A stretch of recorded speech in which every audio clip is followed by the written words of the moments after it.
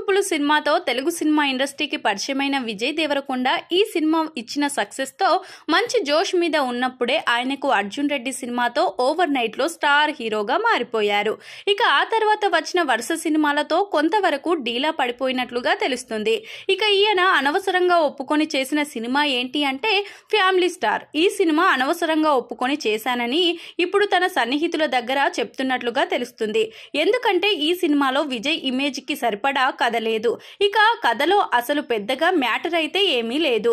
ఏదో పాత స్టోరీని తీసుకువచ్చి ఈ జనరేషన్ కి తగ్గట్లుగా చిన్న మార్పులు చేర్పులు చేసినట్లుగా అనిపిస్తుంది.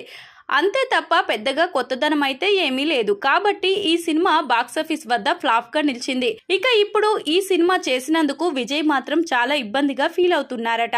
అయితే గీతా గోవిందం లాంటి సూపర్ సక్సెస్ కాంబినేషన్ కాబట్టి విజయ్ ఈ సినిమాని ఓకే చేశాడు. కానీ లేకపోతే మాత్రం అసలు ఈ సినిమా చేసేవారు కాదేమో అంటూ మరికొంతమంది వాళ్ళ అభిప్రాయాలను తెలియజేస్తున్నారు. ఇక మొత్తానికైతే విజయ్ ప్రస్తుతం వరుసగా 3 సినిమాలతో సక్సెస్ లు కొట్టాలని చూస్తున్నారు. అందుకే ఈ 3 సినిమాలే అతని ఇండస్ట్రీలో స్టార్ హీరోగా మార్చే సినిమాలు అంటూ మరికొంతమంది ఆయన అభిమానులు కూడా వాళ్ళ అభిప్రాయాన్ని సోషల్ మీడియా వేదికగా తెలియజేస్తున్నారు.